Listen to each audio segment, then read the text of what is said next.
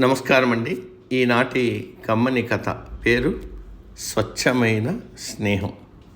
వినిపిస్తున్నది మీ విజయభాస్కర్. ఒకరోజు పీతకి సముద్రంలో ఏమీ తోచక అలా ఒడ్డుకు షికారుకు వచ్చింది. అలా నడుస్తూ ఉంటే తన పాదముద్రలు తనకే చాలా ముద్దొచ్చింది.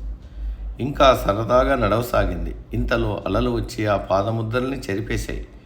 అది చూసి పీతకు కోపం వచ్చి అలల వైపు తిరిగి బుంగమూతి పెట్టుకుని, మనమిద్దరు మంచి స్నేహితులు కదా, మరి నీవు ఇలా నా పాదముద్రలు చెరిపి నా సరదాను పాడు చేసేది ఏమైనా బాగుందా అని అడిగింది.